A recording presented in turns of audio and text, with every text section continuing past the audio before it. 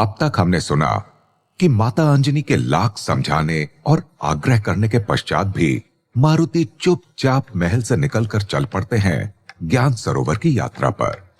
परंतु राज दरबार में महर्षि दुर्वासा को इसके विषय में कुछ भी ज्ञात नहीं था और वे मारुति के विलंब करने के कारण क्रोधित होने लगते हैं। तभी वहां महाराज केसरी आकर उनसे भोजन ग्रहण करने का आग्रह करते हैं। तब जाकर तनिक देर के लिए उनका क्रोध शांत तो हो जाता है, परंतु अधिक देर के लिए नहीं, क्योंकि भोजन के पश्चात भी मारुति वहां नहीं पहुंचते। तब महर्षि दुर्वासा का क्रोध अपने आप से बाहर हो जाता है और वे कहते हैं, हमें अत्यधिक प्रतीक्षा करवाने के लिए हम देवी अंजनी और आपके पुत्र दोनों को श्राप देते हैं। अब आगे। महर्षि दुर्वासा को अपने कमंडल से गंगा जल हाथ में लेते हुए देखते ही मतंग मुनि सोचते हैं, अगर मुनिराज दुर्वासा ने मारुति एवं देवी अंजनी को श्राप दे दिया तो इसका कारण कोई और नहीं, स्वयं हम होंगे और इसका सारा दोष हमारे ऊपर ही आएगा। अतः हमें कुछ भी करके मुनिराज दुर्वासा को रोकना ही होगा। तब महर्षि दुर्वासा गंगा जल हाथ में लेकर कहते हैं, हे परम पवन गंगे मां को साक्षी मानकर हम। अभी ऋषि दुर्वासा के मुख से इतना ही निकला था कि तभी महर्षि मतंग अपनी दिव्य शक्ति से उनके मन के साथ संपर्क स्थापित करके कहते हैं, हे मुनिराज दुर्वासा, आप बहुत बड़ा अनर्थ करने जा रहे हैं। हम आपसे विनम्र विनती कर रहे हैं कि आप मारुति एवं देवी अंजनी को श्राप देकर भगवान विष्णु तथा शिव जी द्वारा रचित लीला में बड़ा व्यवधान खड़ा कर देंगे। महर्षि दुर्वासा अपने अंतर्मन में महर्षि मतंग की यह बात सुनकर सहसा शांत हो जाते हैं और फिर दोनों ऋषियों के मध्य मन में ही वार्ता चल रही होती है और मतंग मुनि की बात के उत्तर में महर्षि दुर्वासा उनसे प्रश्न करते हैं, क्यों मुनिवर, क्या कारण है कि आप हमें मारुति को श्राप देने से रोक रहे हैं? क्या वास्तविकता है मारुति की? तब महर्षि मतंग उनसे कहते हैं, मुनिराज, आपको तो ज्ञात ही होगा कि भगवान विष्णु का अवतार धरती पर अवतरित होने वाला है। दुर्वासा ऋषि तुरंत कहते हैं, हां हां मुनिवर, यह तो हमें ज्ञात ही है और यह भी ज्ञात है कि भगवान शिव ने भी स्वयं विष्णु जी की सहायता के लिए अपने 11वें रुद्र को धरती पर अवतरित किया है। परंतु आप हमें यह क्यों स्मरण करवा रहे हैं? फिर मतंग मुनि दुर्वासा जी से कहते हैं, मुनिवर, ये सब हम आपको इसलिए स्मरण करवा रहे हैं ताकि हम आपको बता सकें कि भगवान शिव के 11वें रुद्र अवतार कोई और नहीं बल्कि मारुति स्वयं है, जिनको बहुत शीघ्र ही उनके आराध्य का नाम भी पता चलने वाला है और वो भी स्वयं भगवान शिव के मुख से। मतंग मुनि द्वारा ये पूरा विवरण सुनकर महर्षि दुर्वासा कहते हैं, मुनिवर, धन्यवाद आपका, जो आपने हमें इतना बड़ा अनर्थ करने से रोक लिया, नहीं तो आज हमसे बहुत बड़ी भूल होने वाली थी। महर्षि दुर्वासा अपने हाथ में लिए गंगा जल को महारानी अंजनी के मस्तक पर डालते हुए कहते हैं, महारानी अंजनी, आपके इस निश्चल विलाप ने यह सिद्ध कर दिया है कि आज जो भी हुआ उसमें आपका कोई दोष नहीं है और दोष मारुति का भी नहीं है, क्योंकि अभी मारुति बाल्यावस्था में है और ऐसी आयु में किसी भी बालक में चंचलता का होना स्वाभाविक है। हम मुनिराज मतंग को भी धन्यवाद करना चाहते हैं कि उन्होंने हमें स्मरण करवाया कि धैर्य और क्षमा ही किसी साधु के आभूषण होते हैं और हम अपने क्रोध के कारण इन सब से विचलित हो गए थे। इतना कहने के पश्चात महर्षि दुर्वासा कहते हैं, महाराज केसरी, देवी अंजनी, मुनिराज मतंग, अब हम आप तीनों से आज्ञा चाहेंगे। हमें अब अपने आश्रम वापस जाना होगा और अगर हम अभी नहीं प्रस्थान करेंगे तो मार्ग में ही अंधकार हो जाएगा। तब महाराज केसरी कहते हैं, महर्षि दुर्वासा, हम तो आपसे कह रहे हैं कि आज आप हमारे महल में ही विश्राम करें और हमें आपकी सेवा करने का अवसर दें। परंतु महर्षि दुर्वासा अपना कमंडल और गठरी उठाते हुए बाहर निकलने लगते हैं और कहते हैं, नहीं महाराज केसरी, हम अभी आपके पास नहीं रुक सकते हैं, क्योंकि हमें शीघ्र कहीं और भी जाना है और वहां जाना भी हमारे लिए अति आवश्यक है। तब माता अंजनी और महाराज केसरी महर्षि दुर्वासा को प्रणाम करते हैं और मुनिराज दुर्वासा शिव जी के नाम का जयघोष करते हुए अपने पथ पर चल पड़ते हैं। बम बम भोले, हर हर महादेव, बम बम भोले, हर हर महादेव। और जैसे जैसे महर्षि दुर्वासा महल से दूर होते जाते हैं, उनकी ध्वनि भी धीरे धीरे कम होने लगती है। उनके चले जाने के तुरंत बाद देवी अंजनी का क्रोध अचानक से प्रकट होता है और वे तमतमाती हुई बिना कुछ बोले मारुति के कक्ष की ओर जाती हैं। इस समय मारुति के कक्ष की ओर जाती हुई माता अंजनी का क्रोध भले ही उनके मुख से प्रकट ना हो रहा हो, परंतु उनके कदमों की थाप और तीव्र होती पायल की ध्वनि स्पष्ट बता रही थी कि वे अत्यंत क्रोधित हैं। पूरे महल में मारुति को खोजने के पश्चात जब मारुति उन्हें नहीं मिलते तो वे वापस राज दरबार में आती हैं और क्रोधित स्वर में कहती हैं, आज मारुति ने हमें सबके सामने लज्जित कर दिया है और आज मारुति को भले ही महर्षि दुर्वासा से कोई श्राप नहीं मिला हो, परंतु मारुति दंड पाने के अधिकारी हो चुके हैं। महारानी को इतने क्रोध में देखकर महाराज केसरी उन्हें शांत करते हुए कहते हैं, आप अपने क्रोध पर नियंत्रण रखिए देवी अंजनी। जब मुनिराज दुर्वासा ने उन्हें क्षमा कर दिया है तो आपको भी अपने क्रोध को त्याग कर मारुति को क्षमा कर देना चाहिए। देवी अंजनी क्रोध में ही कहती हैं, महाराज आप तो देर से राज दरबार पहुंचे थे।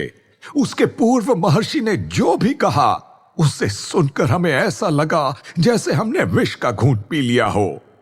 महर्षि दुर्वासा ने कितने आसान शब्दों में कह दिया था कि हमने मारुति को अच्छे संस्कार नहीं दिए हैं। महाराज अब आप ही बताइए, क्या हमने मारुति को बुरे संस्कार दिए हैं? क्या हमने उन्हें नहीं सिखाया कि अपने से बड़ों का सम्मान कैसे करें? महारानी की क्रोध भरी बातें सुनकर मतंग मुनि कहते हैं, महारानी अंजनी आप कृपया शांत हो जाइए और हमारे आग्रह पर एक बार पुनः मारुति की भूल को उनका बचपना मानकर क्षमा कर दीजिए। अभी उनका स्वभाव चंचल है और कुछ दिनों पश्चात जब मारुति की आयु बढ़ जाएगी तो आप सब मारुति की बाल्यकाल की धमा चौकड़ी और उद्दंडता को स्मरण करके प्रसन्न होंगे। परंतु आप स्वयं विचार करके देखिए कि उस समय अगर आपको मारुति को दिया गया ये दंड भी स्मरण होगा तो आपको कितना खेद होगा अपने मन में। आगे महर्षि मतंग कहते हैं, देवी आप तो यही सोचेंगी कि कितनी सुंदर बाल्य लीला को आपने दंड देकर मारुति के लिए कष्टकर बना दिया। इसलिए हम आपसे कह रहे हैं कि भविष्य में होने वाले दुख को आज ही टाला जा सकता है, केवल मारुति को क्षमा करके। मतंग मुनि द्वारा कहे गए शब्द माता अंजनी के क्रोध को एकदम से एक हिमखंड की भांति शांत कर देते हैं और माता अंजनी के नेत्र जो क्रोध के मारे लाल हुए जा रहे थे, अब उनसे पश्चाताप की अश्रुधारा बहने लगती है। माता अंजनी मतंग मुनि से रोते हुए कहती हैं, हे मुनिवर, आपने हमारी आंखें खोल दी, नहीं तो हम क्रोध में एकदम अंधे हो चुके थे और न जाने अपने नन्हे से पुत्र को क्या दंड देने की सोच रहे थे। हमें हमारे व्यवहार के लिए क्षमा कर दें मुनिवर, और हम आपको वचन देते हैं कि हम अपने क्रोध पर सदा नियंत्रण रखेंगे तथा बिना कारण जाने कभी कोई निर्णय नहीं लेंगे। आगे माता अंजनी कहती हैं, परंतु हमें यह समझ नहीं आ रहा है कि अचानक मारुति कहां चले गए। हम तो उन्हें पूरे महल में खोज कर आ गए, लेकिन वे हमें कहीं भी नहीं मिले। इधर शिवलोक से माता पार्वती मारुति को घने वन में प्रवेश करते हुए देख रही थी और भगवान शिव से वे कहती हैं, महादेव आप भी देख रहे हैं ना मारुति को, बिना भय के इस भयावह जंगल में प्रवेश करते हुए हमें तो मारुति की चिंता हो रही है कि इतनी छोटी आयु में मारुति इतनी कठिन यात्रा कैसे पूरी करेंगे। महादेव हंसते हुए कहते हैं, देवी पार्वती, हम आपकी चिंता समझ पा रहे हैं, और बात यह भी है कि जब से गणेश तथा मारुति की मित्रता हुई है, तब से आप मारुति के प्रति तनिक विशेष स्नेह की दृष्टि रख रही हैं। माता पार्वती कहती हैं, महादेव, आप ही बताइए कि ऐसे सुंदर कोमल रूप और इतनी चंचलता पर किसका मन मोहित नहीं होगा। आप तनिक देखिए तो मारुति की ओर, कैसे नन्हे नन्हे कदमों से इस कठिन मार्ग पर ठुमकते हुए चल रहे हैं। इनके कोमल पैरों को देखकर तो लगता है कि पुष्प भी इनके पैरों में चुभ सकते हैं, और इस पर आप मारुति की ना जाने कैसी कैसी परीक्षा लेने वाले हैं। भगवान शिव कहते हैं, देवी पार्वती, हम जानते हैं कि मारुति के कोमल और मनमोही स्वरूप को देखकर आप तो क्या, कोई भी मोहित हो सकता है, परंतु आपको तो यह ज्ञात ही है कि मारुति का जन्म किसी विशेष लीला में एक बहुत महत्वपूर्ण कार्य करने के लिए हुआ है, तथा उन्हें अपनी योग्यता सिद्ध करनी होगी उसके लिए, और योग्यता सिद्ध करने के लिए उन्हें परीक्षा में भी उत्तीर्ण होना ही होगा। देवी पार्वती पुनः कहती हैं, हम समझ गए महादेव, परंतु इस कठिन मार्ग पर क्या कोई मारुति का मार्गदर्शन करने के लिए नहीं है? क्या मारुति इस पूरे मार्ग पर अकेले ही होंगे? महादेव हल्की सी मुस्कान के साथ कहते हैं, देवी पार्वती, आपको क्या लगता है कि क्या होना चाहिए इस अवस्था में, एवं हमें क्या करना चाहिए? माता पार्वती कहती हैं, हे भोलेनाथ, हम तो ये चाहते हैं कि आप ही मारुति के पास जाएं और उन्हें स्वयं पथ प्रदर्शित करें। महादेव देवी पार्वती से पूछते हैं, परंतु देवी पार्वती, अगर हम स्वयं वहां गए तो मारुति की परीक्षा कैसे लेंगे, और अगर हम परीक्षा नहीं लेंगे तो हमें यह ज्ञात कैसे होगा कि मारुति को अब उनके आराध्य के थोड़ा और निकट पहुंचाना है या नहीं? देवी पार्वती अब की बार हंसते हुए कहती हैं, महादेव, आप सच में अपने नाम की भांति ही भोलेनाथ हैं। अर्थात आप अगर मारुति के साथ होंगे तो ये आपके लिए भी सरल होगा, जिससे आप मारुति के समक्ष रहकर उनकी परीक्षा भी ले पाएंगे और उनका आंकलन भी कर पाएंगे। भगवान शिव और माता पार्वती के बीच होती इस वार्ता के मध्य ही धरती लोक पर महर्षि मतंग भी महाराज केसरी के महल से निकलकर अपने आश्रम की ओर जा रहे होते हैं। तभी मार्ग में उन्हें महर्षि दुर्वासा मिलते हैं, तथा महर्षि दुर्वासा उन्हें रोककर कहते हैं, आइए महर्षि मतंग, आइए, हम आपकी ही प्रतीक्षा कर रहे थे। ऋषि मतंग मुनिराज दुर्वासा के मुख से ये बात सुनकर चकित स्वर में कहते हैं, हमारी प्रतीक्षा? परंतु क्यों ऋषिवर? और अगर आपको हमसे कोई कार्य था तो आप हमें वहां महल में भी बता सकते थे, तो फिर आप यहां मध्य मार्ग में क्यों रुके हैं? महर्षि दुर्वासा कहते हैं, मुनिवर, हम आए तो थे मारुति से भेंट करने, परंतु वहां जाकर हमने मारुति के विषय में जो भी जाना, उससे हमारे मन में ये जिज्ञासा उत्पन्न हो रही है कि इतने छोटे से बालक के भीतर इतनी दृढ़ निष्ठा, वो भी भक्ति के मार्ग पर चलने की, आखिर कैसे उत्पन्न हुई? इस पर महर्षि मतंग कहते हैं, मुनिवर, कहीं ना कहीं इस भक्ति का कारण भी स्वयं आप ही हैं। अब मतंग मुनि के इस कथन के पश्चात तो महर्षि दुर्वासा की जिज्ञासा और तीव्र हो जाती है, और वे पूछते हैं, ये आप क्या कह रहे हैं मुनिवर? मारुति की भक्ति साधना का कारण हम कैसे हैं? आप तनिक विस्तार से हमें बताइए। तब मतंग मुनि कहते हैं, ऋषिवर, आपको कदाचित स्मरण ना हो, परंतु बहुत समय पूर्व इंद्रलोक में एक अप्सरा थी जिसका नाम पुंजिक स्थली था, जिसे आपने एक बार श्राप दिया था। तभी महर्षि दुर्वासा कहते हैं, हां ऋषिवर, अब हमें ध्यान आया उस घटना का जब हमने उस अप्सरा को हमारा और हमारे शिष्यों का अपमान करने पर श्राप दिया था। मतंग मुनि कहते हैं, महर्षि, आपको बस अपमान के विषय में ही ज्ञात है, परंतु वास्तविकता हम आपको बताते हैं। वास्तव में पुंजिक स्थली इंद्रलोक की एक ऐसी अप्सरा थी जो भगवान शिव की भक्ति में हमेशा लीन रहती थी। एक दिन जब वो शिव जी की आराधना कर रही थी, तब इंद्रदेव का एक दूत वहां आकर उनसे कहता है, पुंजिक स्थली देवी, इंद्रदेव ने आपको अपनी सभा में आकर अपनी नृत्य कला से उनके दरबार की शोभा बढ़ाने का निमंत्रण भेजा है। परंतु पुंजिक स्थली ने दूत को यह कहकर वापस भेज दिया, आप इंद्रदेव से हमारी क्षमा याचना के साथ संदेश देना कि आज से कुछ दिनों तक हम दरबार में नृत्य प्रस्तुत नहीं कर पाएंगे, क्योंकि अब से कुछ दिन हम भगवान शिव की विशेष पूजा में संलग्न रहेंगे और किसी भी और कार्य में समय व्यर्थ नहीं करेंगे। वहीं वो दूत इंद्रदेव के समक्ष जाकर पुंजिक स्थली का संदेश देता है, जिससे इंद्रदेव क्रोधित हो जाते हैं और क्रोध में आकर कहते हैं, पुंजिक स्थली का इतना दुस्साहस, इंद्रलोक में रहकर भी वो हमारे स्थान पर शिव जी की पूजा कर रही है। पुंजिक स्थली को इसका बहुत कठोर परिणाम भुगतना होगा। इतना कहकर देवराज इंद्र सीधे आपके आश्रम पहुंचते हैं और कहते हैं, हे महर्षि दुर्वासा, हम आपको हमारे इंद्रलोक की एक अप्सरा पुंजिक स्थली की ओर से भोजन पर आमंत्रित करने आए हैं। आप अपने समस्त 10,000 शिष्यों सहित पधारिएगा।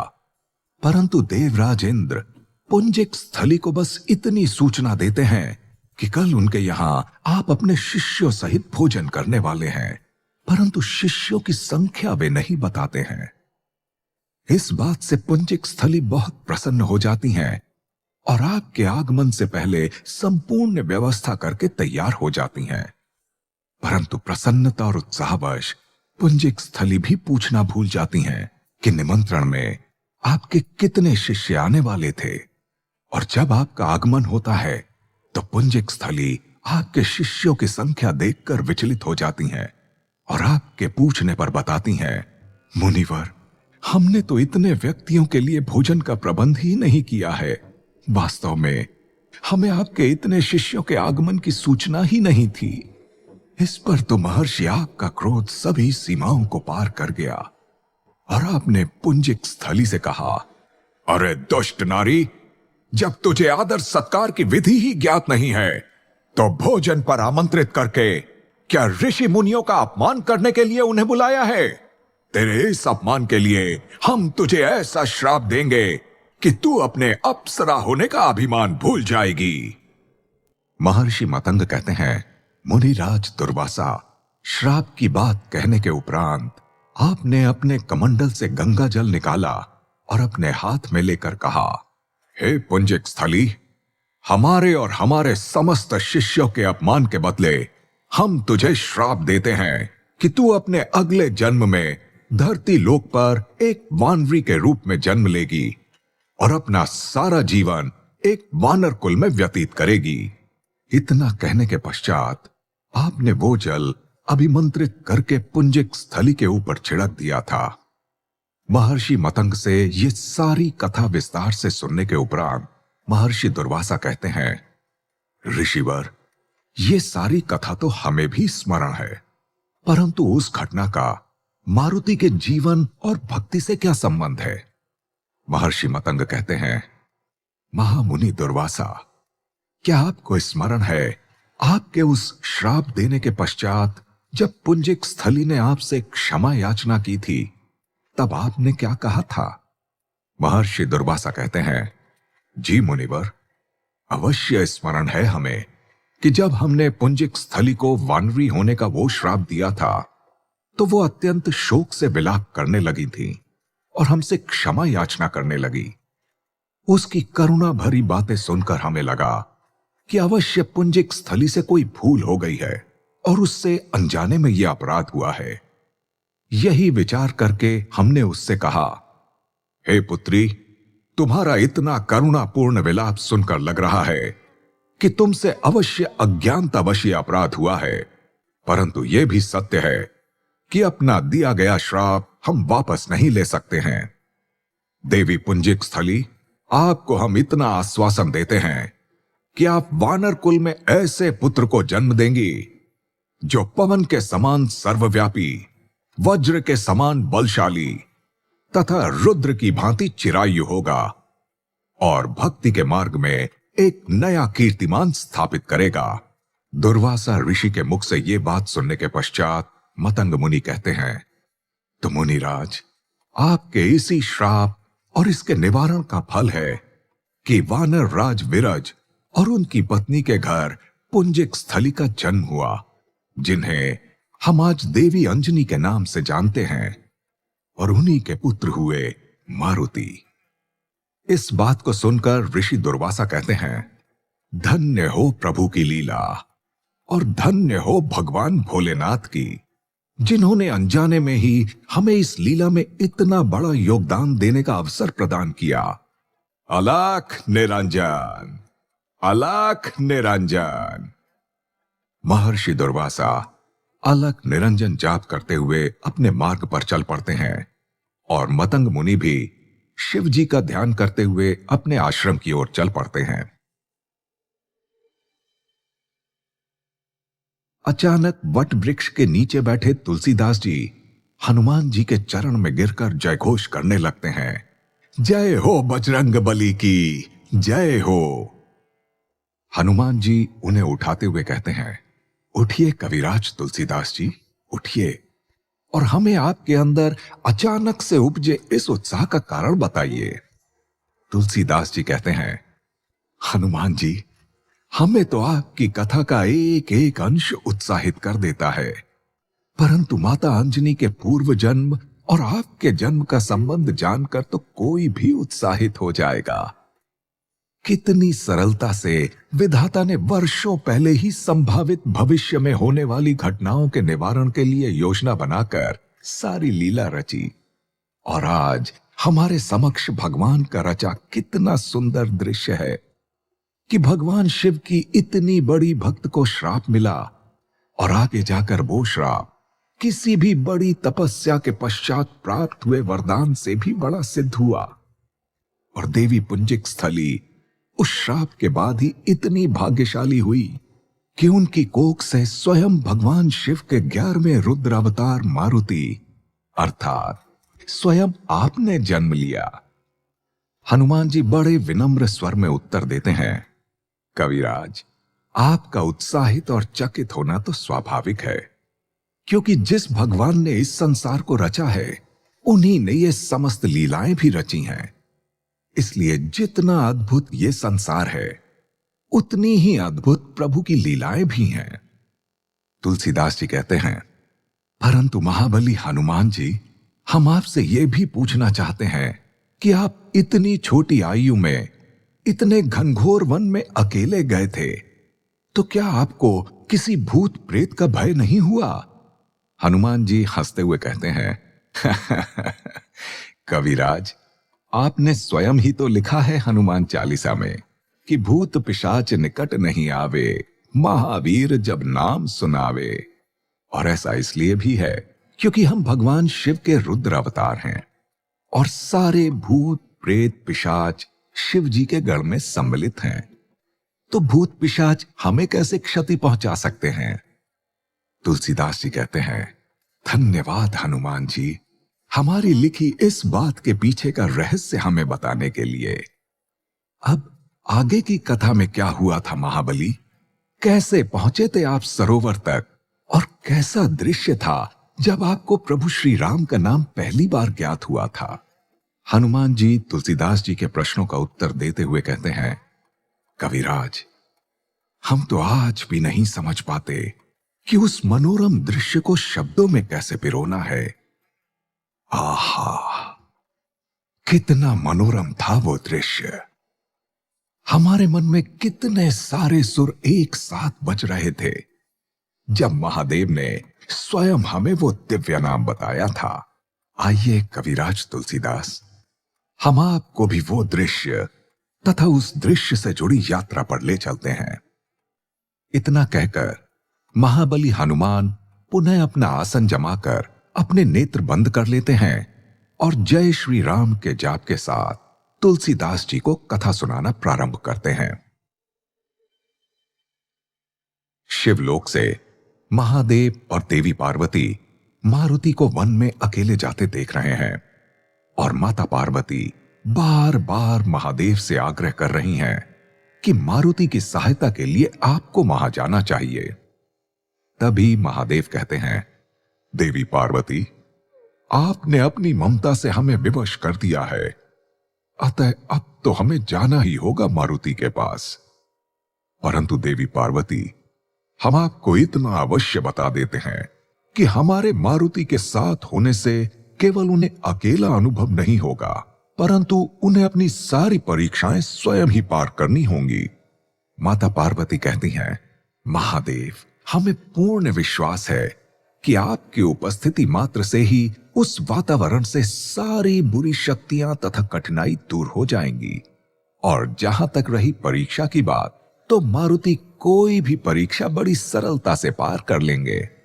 भोलेनाथ माता पार्वती के वचन सुनकर हंसते हुए कहते हैं,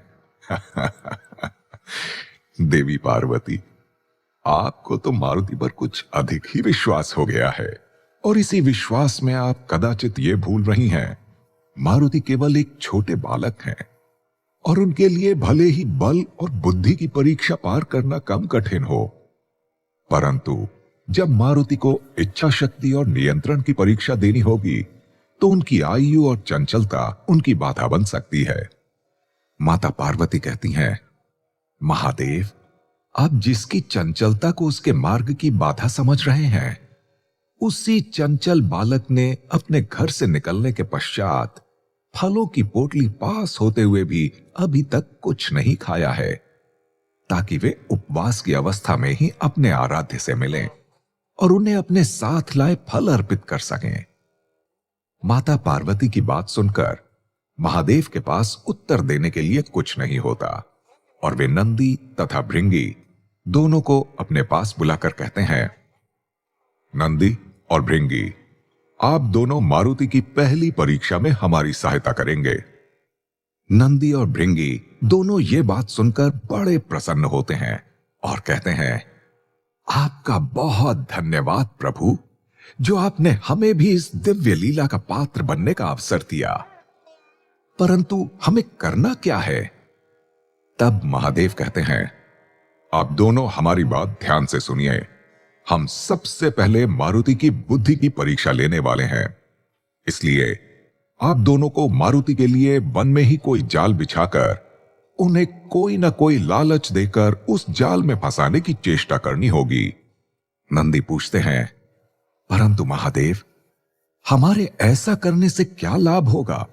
महादेव कहते हैं, नंदी, आप बस हमारा कहा गया कार्य करिए, बाकी हम पर छोड़ दीजिए कि हम कैसे मारुति की गुणवत्ता और योग्यता का आंकलन करते हैं। नंदी विनम्र स्वर में कहते हैं, जो आज्ञा महादेव। और इतना कहकर नंदी और भृंगी दोनों वहां से प्रस्थान कर जाते हैं। इधर मारुति घने वन में अकेले चले जा रहे होते हैं और एक जगह जलाशय के किनारे रुककर इधर उधर देखते हैं तथा स्वयं से कहते हैं, हे प्रभु, हमें तो घर से निकलकर आगे बढ़ते हुए सुबह से संध्या हो गई है और हमें ऐसा प्रतीत हो रहा है कि हम एक ही जगह पर बार बार घूमकर आ रहे हैं। कितना अच्छा होता अगर हम सुरा को भी यहां अपने साथ ले आते, तो इससे हमारी यात्रा में हमारा मन भी लगा रहता। सुबह से इधर उधर घूमते हुए हमें भूख भी बहुत तीव्र लग गई है, क्यों ना इस पोटली से कुछ फल खा लिए जाएं। मारुति ऐसा सोचते हुए अपनी पोटली धरती पर रखकर उसमें से एक फल निकालते हैं और जैसे ही वे फल खाने वाले होते हैं, तभी वे पुनः सोचते हैं, हमने जिसे भी आज तक पूजा करते देखा है उसे भूखे पेट ही देखा है, और हम भी जो करने जा रहे हैं वो भी तो एक पूजा ही है हमारे आराध्य की। तो फिर ठीक है, एक दिन का उपवास ही सही, परंतु हम अब तभी कुछ खाएंगे जब हमें अपने आराध्य की जानकारी प्राप्त हो जाएगी। ऐसा कहकर मारुति पुनः फल को पोटली में डालकर गांठ बांध देते हैं और स्वयं से कहते हैं, हम भोजन नहीं कर सकते तो क्या हुआ, जल तो पी ही सकते हैं ना, और जलाशय भी यहीं है। ये कहकर मारुति झट से एक पेड़ से पत्ती तोड़कर एक दोना बनाते हैं और उसमें जल भरकर पी लेते हैं। भर पेट जल पीने के पश्चात मारुति कहते हैं, अब तो अंधेरा भी हो गया है और अंधेरे में यात्रा करना ठीक नहीं होगा, तो हम यहीं विश्राम कर लेते हैं। कल प्रातः काल की पहली किरण के साथ साथ ही हम पुनः अपनी यात्रा पर ज्ञान सरोवर की ओर निकल पड़ेंगे।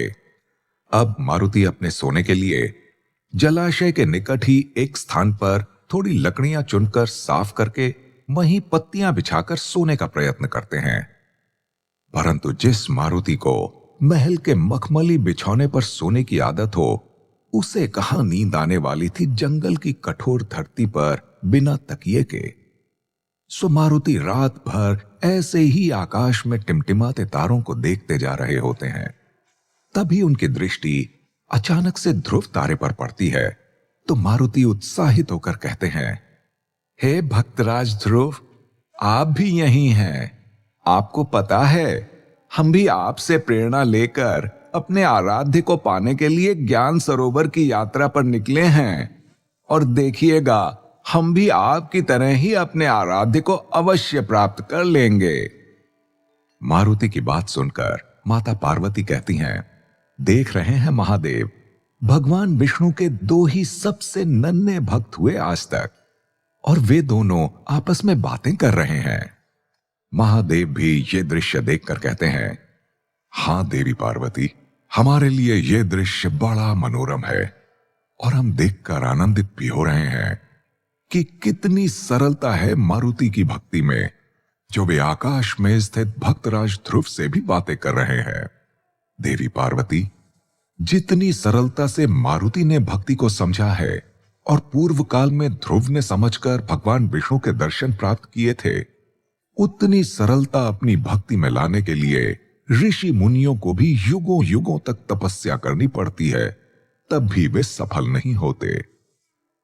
इधर मारुति को ध्रुव तारे से बात करते हुए कब नींद आ गई, स्वयं उन्हें भी पता नहीं चला। और जब उनकी नींद खुली तो वे देखते हैं कि उस जंगल के सभी जानवर मारुति को घेर कर खड़े हैं, और एक हाथी अपनी सूंड से मारुति के पेट में गुदगुदी कर रहा था। मारुति उठते हैं और हड़बड़ाकर पास के ही एक पेड़ पर चढ़ जाते हैं और वहां से कहते हैं, हे जंगल वासियों, आप सब यहां क्या हमारा स्वागत करने आए हैं? तभी वो हाथी सभी जानवरों की ओर से एक चिंगाड़ मारता है और सभी जीव अपने अपने रास्ते चल देते हैं। मारुति पेड़ पर बैठे बैठे सोचते हैं, ये कैसी विचित्र घटना थी। अचानक इतने सारे जीव जंतु हमारे निकट क्यों आ गए? हे प्रभु, ये वन तो बहुत रहस्यमयी है। इतना सोचते हुए मारुति पेड़ से नीचे उतरते हैं। तभी उन्हें जंगल के एक कोने से डमरू की ध्वनि सुनाई पड़ती है, और उसके साथ ही किसी के जयघोष करने की आवाज भी आ रही होती है। जय जय शिव शंभू, हर हर महादेव। जय जय शिव शंभू, हर हर महादेव। तभी मारुति कहते हैं, लगता है हम इस वन में अकेले नहीं हैं, उस ओर कोई अन्य व्यक्ति भी हैं, परंतु कौन है वहां? हमें चलकर देखना चाहिए। इतना कहकर मारुति अपने नन्हे कदमों के साथ चलते हुए उस ध्वनि की दिशा में जाने लगते हैं। तभी मारुति पेड़ों के बीच से एक बैल को भागते हुए देखते हैं, परंतु ये कोई जंगली बैल नहीं था, आभूषणों से सजा किसी का पालतू बैल था, जिसे देखकर मारुति चकित हो जाते हैं और कहते हैं, हे भगवान विष्णु, आप हमें ये कैसी लीला दिखा रहे हैं? इस घने वन में इतना सुसज्जित बैल क्या कर रहा है, और कौन ले आया होगा इसे यहां? तभी उन झाड़ियों के पीछे से पुनः उसी जयघोष और डमरू की ध्वनि आती है। जय जय शिव शंभू, हर हर महादेव। तभी डमरू की ध्वनि के साथ साथ भारी कदमों से कोई चलता हुआ मारुति की ओर आता हुआ सुनाई पड़ता है। मारुति तीव्र होती पैरों की ध्वनि एवं डमरू की धमक की ओर मुड़कर खड़े हो जाते हैं और देखते हैं कि दूर से कोई चला आ रहा है, जिसका स्वरूप एक औंघड़ की भांति है, जिसने अपने मुख पर राख लपेट रखा है। केश जैसे जटाएं आपस में गुथी हुई, गले में तथा भुजाओं पर रुद्राक्ष की माला, चाल ऐसी तीव्र कि मानो अगर किसी चट्टान से टकराए तो वो चट्टान स्वयं भी धूल में मिल जाए। नेत्रों में ऐसा तेज जैसे दिव्य दृष्टि से अभी संसार को भस्म कर डाले, मगर मुख पर एक बालक सी सौम्यता, कमर में मृगछाला लपेटे एवं पैर में लोहे का कड़ा और हाथों में डमरू लिए वो व्यक्ति विशेष निरंतर मारुति के समक्ष बढ़ता आ रहा है।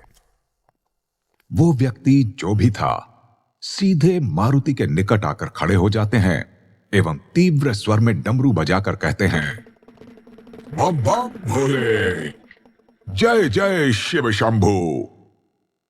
अरे बालक, क्या कर रहा है तू इस घने वन में? क्या खोजता भटक रहा है तू यहां? मारुति मन में स्वयं से कहते हैं, लगता है ये कोई मायावी प्राणी है, इसलिए इनको पता चल गया कि हम कुछ ढूंढ रहे हैं। इसके पश्चात मारुति उस व्यक्ति से कहते हैं, हम कुछ ढूंढ नहीं रहे हैं, हम तो बस इस वन में घूमने आए हैं। परंतु आप बताइए कि आप हैं कौन? ना तो आप योगी लग रहे हैं, न साधु न पंडित, तो आप हैं कौन? परंतु मारुति को क्या पता था कि उनके सामने स्वयं महादेव औघड़ वेश में खड़े हैं। मारुति की बात सुनकर वे कहते हैं, अरे अबोध बालक, तूने अभी सृष्टि देखी कहां है? हम न साधु हैं, न पंडित न योगी। हमारे जैसे लोगों को औघड़ कहा जाता है। औघड़ देखता नहीं ये रुद्राक्ष की माला और हमारे देह पर शमशान की राख। बम बम भोले। ये सुनकर मारुति तुरंत पूछते हैं, ये औघड़ क्या होता है बाबा, और क्या करता है वो? औघड़ बाबा कहते हैं, बच्चा, तू एकदम मूर्ख जान पड़ता है हमें। औघड़ तुम जैसे लोगों की भांति मोह माया में नहीं रहता बच्चे। औघड़ तो मोह माया त्याग कर शिव जी की उपासना करता है। जहां संसार में सभी लोग जीवन को सत्य मानते हैं, वहीं औघड़ मृत्यु को अखंड सत्य मानते हैं। बाकी लोग जहां सर पर चंदन का तिलक लगाते हैं, वहीं औघड़ अपनी देह पर शमशान की राख मलकर अखंड मृत्यु का उत्सव मनाता है। जहां बाकी लोग अपने प्रियजनों का जन्मोत्सव मनाते हैं, वहीं औघड़ सबसे पहले अपना श्राद्ध करता है। हम वही औघड़ हैं बालक। हम सब जानते हैं, सब समझते हैं, और तेरे मस्तक पर साफ लिखा है कि तू भूखे प्यासे किसी की खोज में भटक रहा है। मारुति चकित स्वर में कहते हैं, आपको ये कैसे पता चला औघड़ बाबा कि हम भूखे प्यासे हैं? औघड़ बने भोलेनाथ कहते हैं, हा हा हा हा हा, मूर्ख बालक, जब हमने तुझे बताया कि हम सब जानते हैं, तो तुझे क्या लगा कि हम हंसी ठिठोली कर रहे हैं तुझसे? हा हा हा हा हा। हमें सब पता है कि तुझे भूख भी लगी है और तेरी पोटली में खाने के लिए कुछ रखा भी हुआ है, परंतु तू खा नहीं रहा। ला, हमें भी दे कुछ खाने को और तू भी खा ले। कब तक ऐसे भूखा रहेगा तू? औघड़ की बात सुनकर मारुति मन में कहते हैं, लगता है ये औघड़ बाबा हमें बालक समझकर मूर्ख बना रहे हैं और हमारी पोटली के फल खाने के लिए ऐसी बातें कर रहे हैं। परंतु हम भी किष्किंधा के युवराज मारुति हैं। इतनी सरलता से कोई हमें मूर्ख नहीं बना सकता। पुनः मारुति औघड़ बाबा से कहते हैं, नहीं नहीं बाबा, हम इस पोटली में रखा सामान नहीं बांट सकते किसी से, और ना ही इसमें खाने लायक कोई सामग्री ही है। हम तो यहां इस वन में भ्रमण करने आए थे और अब वापस जा रहे हैं। इसलिए हम अब आपसे आज्ञा चाहेंगे घर लौटने की। प्रणाम औघड़ बाबा। मारुति औघड़ बाबा को प्रणाम करके जाने लगते हैं। तभी वे औघड़ बाबा बोलते हैं, बच्चा, यहां से जाते जाते हमें यह तो बताता जा कि क्या तूने यहां से जाते एक आभूषणों से सजे बैल को भागते हुए देखा है? वास्तव में वो बैल ज्ञान सरोवर के प्रवेश मार्ग का पहरेदार है और हम बैल के बिना ज्ञान सरोवर नहीं जा सकते हैं, परंतु न जाने कैसे वो हमारी आंखों से ओझल हो गया। मारुति ये सुनकर ठहर जाते हैं और तुरंत औघड़ बाबा के पास जाकर उत्सुकता से उनसे पूछते हैं, बाबा, तो क्या आप ज्ञान सरोवर का मार्ग जानते हैं? और आप ज्ञान सरोवर उस बैल को लेकर क्यों जा रहे थे? बाबा कहते हैं, हमारा तो बसेरा ही ज्ञान सरोवर है, परंतु उस ज्ञान सरोवर के प्रवेश मार्ग का पहरेदार वो बैल ही है और नित्य वो इस वन में आकर ताजी बेल की पत्तियां खाकर वापस जाता है और उसके प्रवेश द्वार पर पहुंचे बिना कोई ज्ञान सरोवर तक नहीं जा सकता। मारुति कहते हैं, औघड़ बाबा, अगर वो बैल रोज यहां से पत्तियां खाकर वापस चला जाता है तो क्यों ना हम लोग सीधे ज्ञान सरोवर चलकर वहीं उसकी प्रतीक्षा करें और जब वो वहां आएगा तब हम ज्ञान सरोवर के भीतर चले जाएंगे। मारुति की बात सुन औघड़ बाबा कहते हैं, परंतु बच्चे, तू ज्ञान सरोवर जाकर करेगा क्या? क्या खोजना चाहता है तू वहां जाकर? क्योंकि तू तो अभी अपने घर वापस जाने को निकला था ना? मारुति कहते हैं, बाबा, वास्तव में निकले तो हम घर से ज्ञान सरोवर जाने के लिए ही थे, परंतु आपने हमारी पोटली पर आंखें गड़ा रखी थीं, इसलिए हमें लगा कि आपको बस हमारी पोटली से मतलब है, सो हमने आपसे बहाना कर दिया। औघड़ बाबा क्रोधित स्वर में कहते हैं, तूने हमसे झूठ कहने का दुस्साहस किया मूर्ख बालक। जा, हम नहीं लेकर जाएंगे तुझे अपने साथ और तुझे अकेले ही खोजना होगा अपना मार्ग। मारुति विनम्र स्वर में कहते हैं, बाबा, हमारी आपसे विनती है कि हमें भी अपनी यात्रा का साथी बना लीजिए। आपका तो बैल भी नहीं है आज, तो आप हमें ही साथ ले चलिए। आपका भी मन लगा रहेगा और हमारी यात्रा भी आसान हो जाएगी। मारुति की बात सुनकर औघड़ बाबा कहते हैं, मारुति, तू बातों का बड़ा धनी है और अपनी बातों में किसी को भी मोहित करने की क्षमता रखता है। चल तू भी हमारे साथ ज्ञान सरोवर, परंतु उससे पहले हमें यह बता कि तू वहां जाकर खोजेगा क्या? मारुति कहते हैं, बाबा, बात तो अत्यंत गोपनीय है, परंतु आप हमारी सहायता कर रहे हैं, इसलिए हम आपको बताते हैं कि हम अपने इष्ट देव को खोजने जा रहे हैं वहां। मतंग मुनि ने हमें यह मार्ग सुझाया है। औघड़ बाबा हंसते हुए कहते हैं, परंतु मतंग मुनि ने तुझसे यह तो नहीं कहा ना कि तुझे ज्ञान सरोवर तक बिना कुछ खाए जाना है? भोजन तो कर ही सकता है ना तू, और अगर तुझे ना भी खाना हो कुछ, फिर भी हमें तो बहुत भूख लगी है। ला, अपनी पोटली खोलकर हमें ही खिला दे कुछ उसमें से। मारुति कहते हैं, नहीं नहीं बाबा, आप इस पोटली की तरफ तो देखिए भी मत, क्योंकि इस पोटली में से ना हम कुछ खा सकते हैं और ना ही किसी को दे सकते हैं।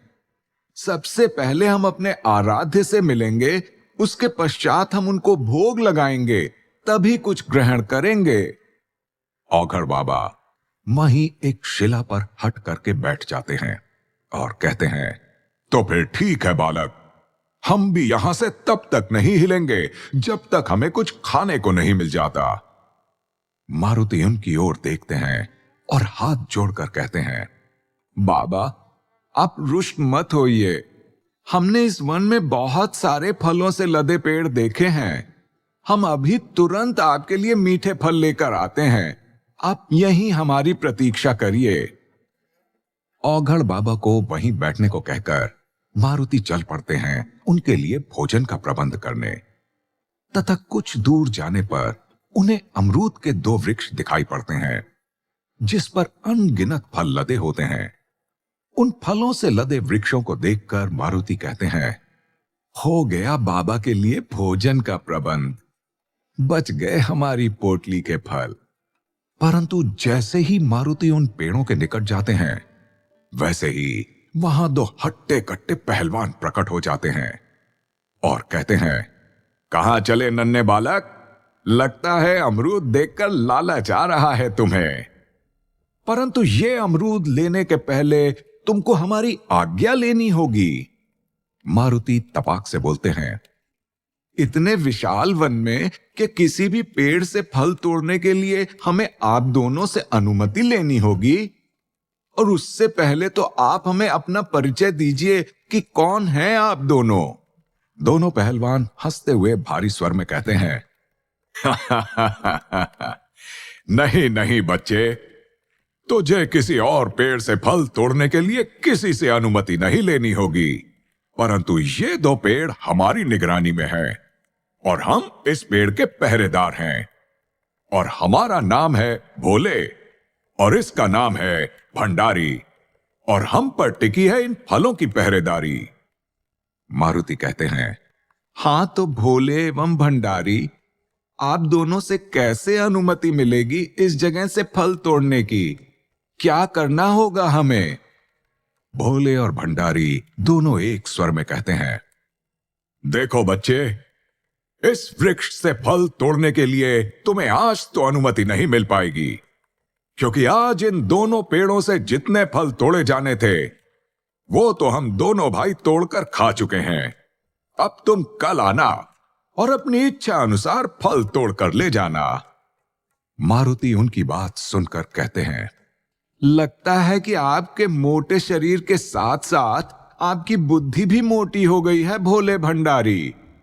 आप इतना भी नहीं समझ पा रहे हैं कि अगर हमें फल की आवश्यकता कल होती तो हम इस घने वन में आज क्यों आते?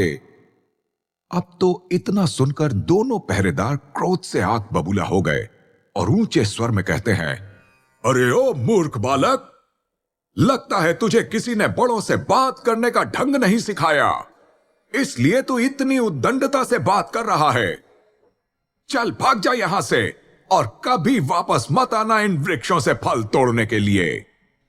मारुति उन दोनों की क्रोध भरी बातें सुनकर मन में कहते हैं, हे भगवान, ये तो खेल ही उल्टा पड़ गया। अब तो ये दोनों हमें फल नहीं तोड़ने देंगे, और अगर हमने औघड़ बाबा को भोजन नहीं कराया तो वे हमें ज्ञान सरोवर नहीं ले जाएंगे। हे भगवान, अब आप ही हमें कोई रास्ता दिखाइए। अब मारुति सोच में पड़ जाते हैं, ये तो गड़बड़ कर दी हमने। अब कैसे हम औघड़ बाबा को भोजन करवाएंगे और कैसे हम अपनी यात्रा आगे बढ़ाएंगे? तभी मारुति एकाएक हाथ जोड़कर कहते हैं, हमें क्षमा कर दीजिए भोले भंडारी, हमसे बहुत बड़ी भूल हो गई जो हमने अनजाने में आपका अपमान कर दिया, परंतु अब हमें अपनी भूल का आभास हो गया है। परंतु हम आपको बताना भूल गए कि ये फल हमें अपने लिए नहीं चाहिए, बल्कि हम ये फल एक औघड़ बाबा के लिए ले जाना चाहते हैं, और अगर हम उन्हें भोजन नहीं करवाएंगे तो वे हमें ज्ञान सरोवर तक नहीं ले जाएंगे। तो हम पर कृपा करके हमें अनुमति दे दीजिए कि हम इन पेड़ों से फल तोड़कर औघड़ बाबा को दे सकें। इस पर दोनों दरबान एक दूसरे की ओर देखकर मुस्कुराते हैं और मारुति से कहते हैं, तेरी चिकनी चुपड़ी बातों का हमारे ऊपर कोई असर नहीं हो सकता दुस्साहसी बालक, परंतु अगर तू यहां 2 कदम आगे आकर इस शिला पर खड़ा हो जाए और हमसे विनती करे तो तेरे पास एक अवसर हो जाएगा और तू आज यहां से फल तोड़कर ले जा सकता है। मारुति ये बात सुनते हैं तो उन्हें भोला और भंडारी पर तनिक संदेह होता है और वे कहते हैं, परंतु दरबान जी, हम तो आपसे यहां खड़े होकर भी विनती कर सकते हैं ना, तो वहां आकर हम क्या करेंगे? दोनों पहलवान क्रोधित होकर कहते हैं, हमसे विनती करने के लिए हम लोगों ने यही स्थान चयनित किया है, और अगर कोई इस स्थान के अलावा कहीं और खड़े होकर हमसे अनुमति मांगे तो हम लोग उसकी अनुमति स्वीकार नहीं करते हैं। अब तुझे जो सोचना है सोच, अथवा जो करना है कर ले, परंतु तुझे अगर इस वृक्ष से फल तोड़ने हैं तो तुझे इसी शिला पर खड़े होकर अनुमति लेनी होगी। अब तो मारुति का संदेह और दृढ़ हो गया कि ये दोनों अवश्य हमारे लिए कोई षड्यंत्र रच रहे हैं। नहीं तो उस शिला पर ऐसा क्या है जो हम यहां खड़े होकर नहीं अनुमति ले सकते इनसे। ऐसा सोचते हुए मारुति उन दोनों पहलवानों से कहते हैं, ठीक है भोले जी एवं भंडारी जी, हम आपका कहा मान लेते हैं, परंतु हमें ये तो बता दीजिए कि आपके निर्धारित स्थान पर खड़े होकर हमें आपसे विनती करनी कैसे है। नहीं तो फिर आप कहेंगे कि तुमने सही ढंग से विनती नहीं की, इसलिए हम तुम्हें फल तोड़ने की अनुमति नहीं दे सकते। मारुति के ऐसा कहने पर उन पेड़ों के दोनों पहरेदार हंसते हुए कहते हैं, अब आया है ऊंट पहाड़ के नीचे। पहले तो तू बहुत अकड़ दिखा रहा था, लेकिन अब देखो कैसे भीगी बिल्ली की भांति मिमियाते हुए विनती करने का ढंग भी हमसे ही पूछ रहा है। आगे उन दोनों ने कहा, देख बच्चे, जैसा हम कर रहे हैं तुझे भी ठीक वैसा ही करना है। ऐसा कहकर भोला और भंडारी दोनों कूदकर उस शिला पर चढ़ जाते हैं, परंतु उन्हें ध्यान ही नहीं रहता कि उन्होंने मारुति के लिए वो जाल बिछा रखा है।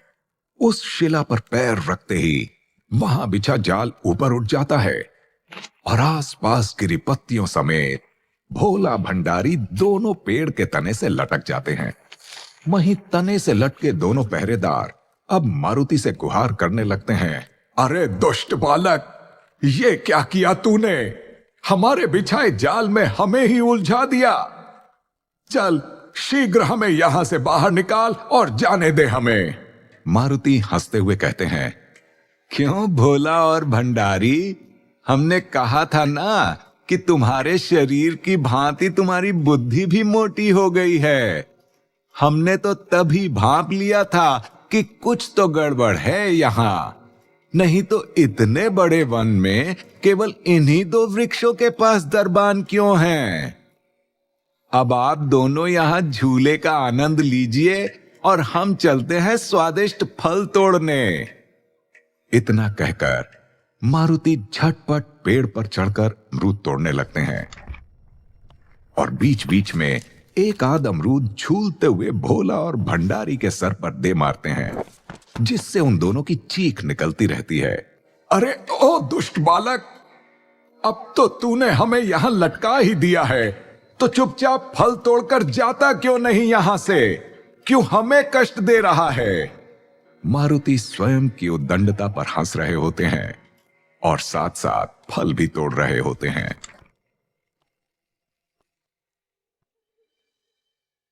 इधर शिवलोक में भगवान गणेश और माता पार्वती ये दृश्य देखकर अत्यंत उत्साहित होते हैं और माता पार्वती अपनी दिव्य शक्ति से भगवान शिव से पूछती हैं, महादेव, मारुति ने तो आपकी पहली परीक्षा बड़ी सरलता से पार कर ली है। अब आप क्या कहना चाहेंगे मारुति की योग्यता के विषय में? महादेव भी शांत स्वर में कहते हैं, हां देवी पार्वती, हमने भी देखा कि मारुति ने अपनी बुद्धि की परीक्षा तो बड़ी चतुराई से पार कर ली और नंदी तथा भृंगी को उन्हीं के रचे खेल में मात दे दी।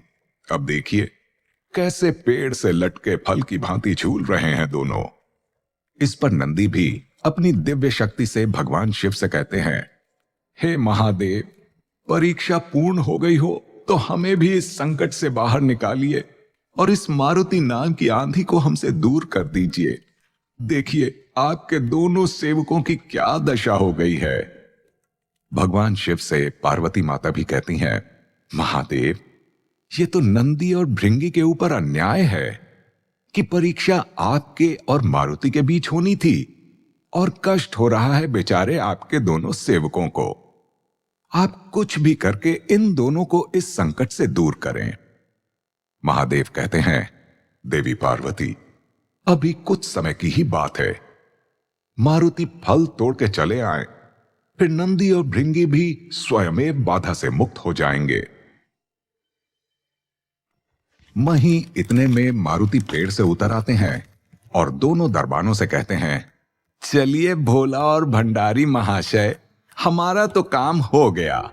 अब आप यहां आनंद लीजिए झूले का और हम चलें औघड़ बाबा को भोजन करवाने, और उसके पश्चात आरंभ होगी हमारी यात्रा ज्ञान सरोवर की दिशा में।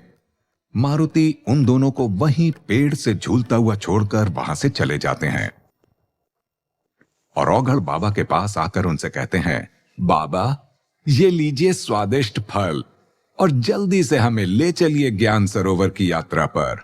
मारुति की बात सुनकर औघड़ बाबा कहने लगते हैं, अलख निरंजन, बम बम भोले।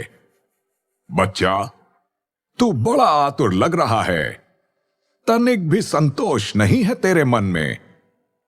अभी तो हमारे हाथ में भोजन आया ही है, पहले हमें भोजन ग्रहण करने दे, तत्पश्चात तनिक विश्राम के बाद फिर प्रारंभ होगी ज्ञान सरोवर की यात्रा।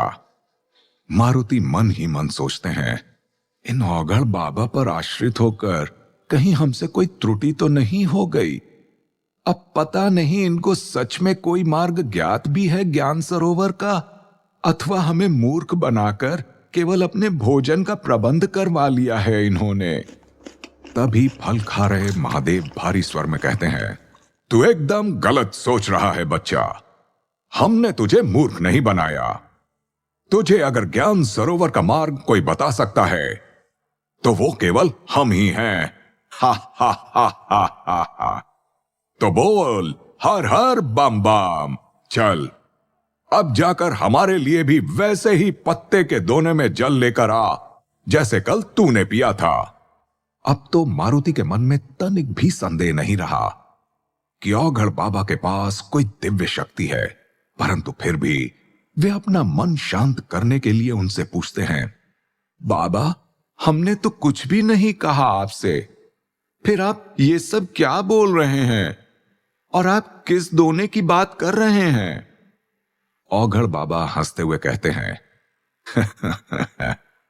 अरे मूर्ख, लगता है तू हमारी परीक्षा लेना चाहता है, परंतु हम तुझे बता दें कि हम कोई ऐसे वैसे बाबा नहीं हैं, हम त्रिकालदर्शी हैं। हमें भूत, भविष्य और वर्तमान सब कुछ ज्ञात है। हम तो वो भी सुन सकते हैं जो सामान्य मनुष्य मन में सोच रहा होता है। इसलिए तो हमने तेरे मन की बात भी जान ली। अब हम पर संदेह छोड़ और हमें जल पिला, तब हम ले चलते हैं तुझे ज्ञान सरोवर। मारुति हड़बड़ाते हुए दौड़कर उस जलाशय के निकट जाते हैं।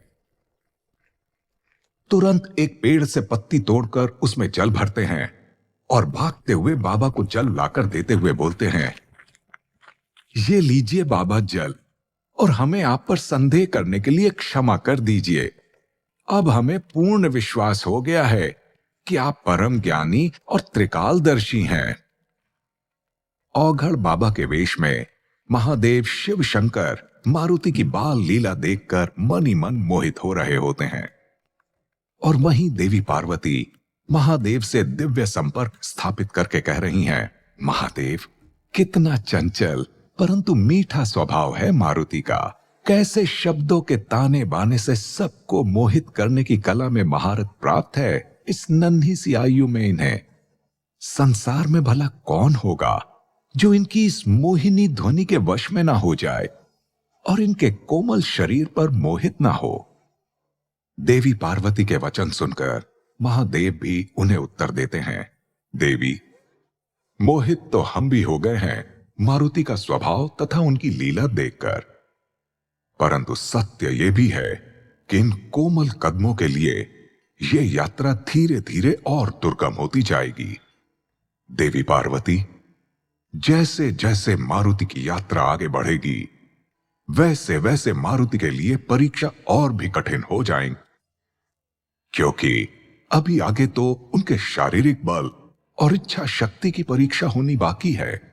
तभी वहां खड़े मारुति कहते हैं, बाबा आप क्या सोचने लगे खड़े खड़े, जल्दी यात्रा प्रारंभ करते हैं, नहीं तो यहीं फिर से रात्रि हो जाएगी और हमें एक और दिन भूखे प्यासे रहना होगा। औघड़ बाबा कहते हैं, चल बच्चा, अब तेरी उत्सुकता को और नहीं बढ़ाते हुए तुझे ले चलते हैं हम ज्ञान सरोवर। और मारुति भी औघड़ बाबा के साथ साथ प्रसन्नता से चलने लगते हैं। कितना सुंदर दृश्य था उस वन में, जहां भगवान शिव और उनके रुद्र अवतार दोनों एक साथ चल रहे थे। और यह दृश्य देखने के लिए स्वर्ग लोक में सभी देवता भी आनंदित हो रहे थे। तभी अचानक शिव जी ने चलते चलते अचानक रुककर कहा, अब हम यहां से चलकर नहीं जाने वाले हैं आगे, अब तो हम यहीं बैठेंगे। शिव जी को अचानक रुककर बैठते हुए देख शिवलोक से देवी पार्वती पूछती हैं, महादेव, ये क्या नई लीला है आपकी? महादेव कहते हैं, देवी, अभी तो मारुति की अगली परीक्षा आरंभ होगी।